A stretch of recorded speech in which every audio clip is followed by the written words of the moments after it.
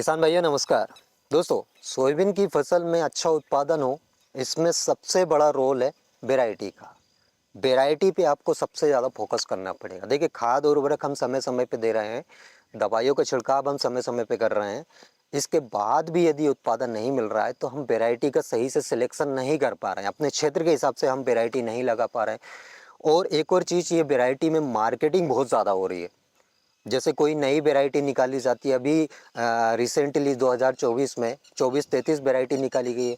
अब इसमें इतनी ज़्यादा मार्केटिंग लोगों ने की है, स्पेशली व्यापारी लोगों ने, कि भैया किसान भाइयों को 24-33 के नाम से जेएस 22-12 थमा दिया या फिर कोई अन्य वैरायटी का बीज थमा दिया। तो इस टाइप से हमारे किसान भाइयों के साथ धोखाधड़ी होती है।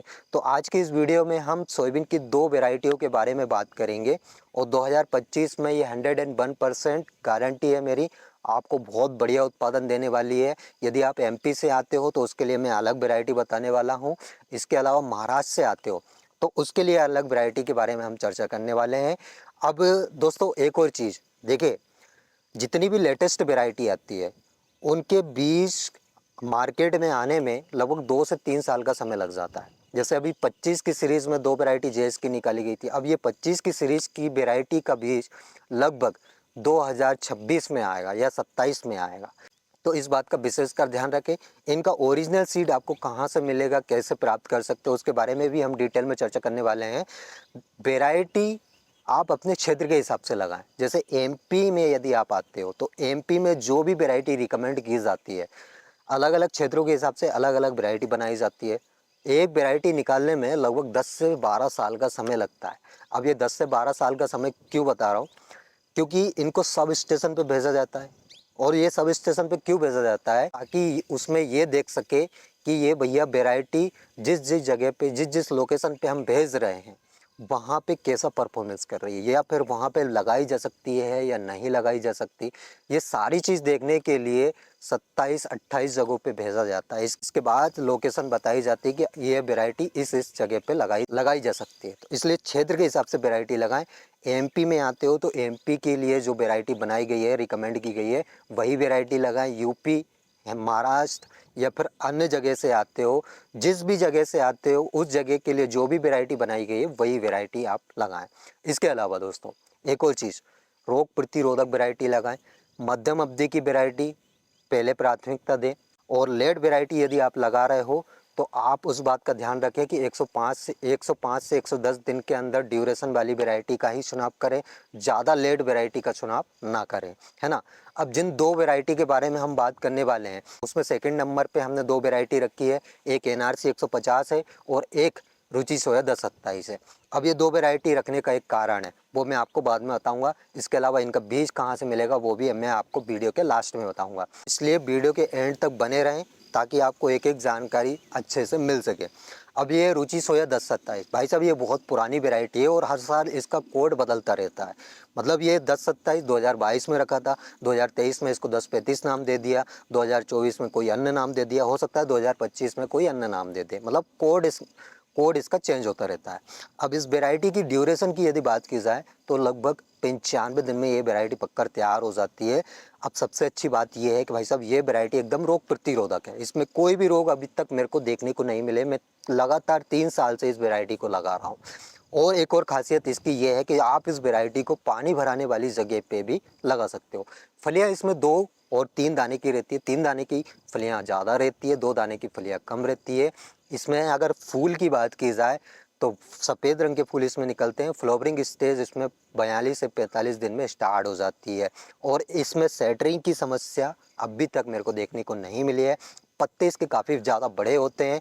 हालांकि स्टार्टिंग में इसके पत्ते देखने में हमको ये लगता है कि इसमें कोई रोग आ गया, लेकिन जैसे जैसे इसके पत्ते बड़े हो जाते हैं या फिर नए पत्ते आने लगते हैं तो इसमें पत्ते ऑटोमेटिक सही हो जाते हैं। इस बात से निश्चित रहे कि ये वैरायटी में कोई रोग है या फिर, क्योंकि काफ़ी कमेंट मेरे को देखने को मिलते हैं कि सर हमने इस वैरायटी को लगाया था, इसके पत्ते ऐसे हो रहा है वैसे हो रहा है। तो इसमें कोई टेंशन वाली बात नहीं है, इसके पत्ते ऑटोमेटिक ठीक हो जाते हैं। हाइट ओवरऑल इसकी बहुत बढ़िया हो जाती है। मतलब आप इसको हार्वेस्टर से भी कटवा सकते हो या फिर रीपर से, जैसे आप कटवाना चाहो वैसे आप कटवा सकते हो।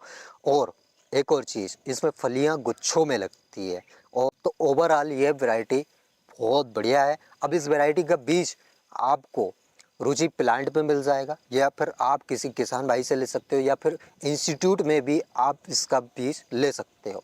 दूसरी वैरायटी NRC 150। देखिए NRC 150 इसमें ब्रांचिंग बहुत कम होती है, सिंगल डंडी जाती है, मतलब सिंगल पौधा इसका रहता है, लेकिन फलियाँ इसमें पर्याप्त लगती है, मतलब ठीक ठाक लगती है, 2 से 3 दाने की फलियाँ इसमें लगती है। हाइट ओवरऑल इसकी भी बहुत बढ़िया हो जाती है। एनआरसी में सबसे बेस्ट वैरायटी की यदि बात की जाए तो अभी तक मेरे को सबसे बेस्ट एनआरसी 150 ही लगी है। इसके अलावा अर्ली में 138 142 है, लेकिन ये मध्यम अवधि की वैरायटी है, ना तो ज़्यादा लेट वैरायटी है ना ज़्यादा अर्ली वैरायटी है। एनआरसी में यदि आप जाते हो तो एनआरसी 150 आप लगा सकते हो। अब जो फर्स्ट नंबर पे जो वैरायटी हमने रखी है, देखिए बहुत सोच समझ के मैंने फर्स्ट नंबर पे इस वैरायटी को रखा है, और उसका एक कारण है 2024 में जब सब वैरायटी फेल हुई थी, उस कंडीशन में इस वैरायटी ने सबसे बढ़िया उत्पादन दिया था हमारे किसान भाइयों को। वो है JS 2172। ठीक है दोस्तों, JS 2172 और JS 2117, इन दोनों वैरायटी में हमारे किसान भाई कंफ्यूज है कि कौन सी बेस्ट है कौन सी बेस्ट नहीं है। दोनों लगभग सेम है, हाइट में ओवरऑल दोनों सेम है। इसके अलावा ड्यूरेशन में भी दोनों सेम है, मतलब 105 दिन में पककर तैयार हो जाती है। और आगे और यदि लेट बारिश होती है, मतलब बारिश लगातार बनी रहती है, तो उस कंडीशन में 110 दिन ये ले सकती है। में भी अगर आपको बेस्ट जानना है तो वो है 2172। इस वैरायटी की बात की जाए तो इसकी विशेषताएं बहुत ज़्यादा हैं दोस्तों। इसका एक तो दाना बहुत बोल्ड होता है, ओवरऑल ये हाइट में बहुत बढ़िया है। तीसरी बात, रोग प्रतिरोधक वैरायटी है। चौथी बात, भाई साहब इसका जो पौधा है वो बहुत ज़्यादा मजबूत रहता है, मतलब ये ज़रूरत से ज़्यादा ले ले उस कंडीशन में भी ये वैरायटी आड़ी नहीं हो सकती है। तो ये बहुत सारी विशेषताएं हैं। और अगर इसमें फूल के रंग की बात की जाए तो सफ़ेद रंग के फूल इसमें निकलते हैं। और फ्लावरिंग स्टेज की यदि बात की जाए तो 45 दिन के बाद इसमें फ्लावरिंग स्टेज स्टार्ट हो जाती है। फलियां इसमें 2 से 3 दाने की लगती हैं, 3 दाने की फलियां अधिकतर देखी गई है। तो ओवरऑल ये वैरायटी भी बहुत बढ़िया है। JS में अभी तक सबसे बेस्ट वैरायटी की यदि बात की जाए तो वो है JS 2172। अगर पिछले साल इसके उत्पादन की बात की जाए तो 8 से 9 कुंडल पर एकड़ तक उत्पादन इसने दिया है, और ये उत्पादन मैं सुखाने के बाद बता रहा हूँ।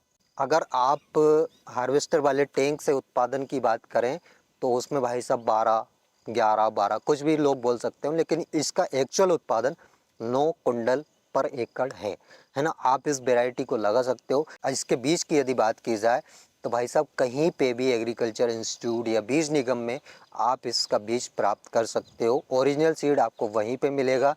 और बाकी भाई साहब व्यापारी लोगों से या फिर जो बीज का धंधा कर रहे हैं, लोगों के साथ धोखाधड़ी कर रहे हैं, उनसे दूर रहें, उनसे बीज ना लें, क्योंकि JS की जितनी भी वैरायटी है उनका बीज लगभग सेम होता है। आप बीज देख के जज नहीं कर सकते। सिर्फ हाइलम की यदि आपको जानकारी है तभी आप बीज की सही पहचान कर सकते हो, अदरवाइज़ आप बीज की ऐसे पहचान नहीं कर सकते।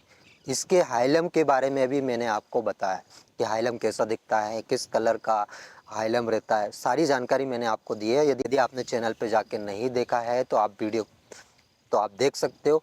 तो आई होप दोस्तों आपको मेरे द्वारा दी गई जानकारी समझ आई होगी, वीडियो पसंद आई होगी। वीडियो अगर अच्छी लगी हो तो एक लाइक, और जो चैनल पे पहली बार आए हैं अभी तक चैनल को सब्सक्राइब नहीं किया है तो सबसे पहला काम दोस्तों चैनल को सब्सक्राइब कर लीजिए, ताकि सोयाबीन से रिलेटेड जानकारी आपको समय समय पे मिल सके। तो आज के लिए इतना ही काफ़ी है, मिलते हैं नेक्स्ट वीडियो में नेक्स्ट टॉपिक के साथ। तब तक के लिए tata bye bye, take care, अपना ख्याल रखिएगा।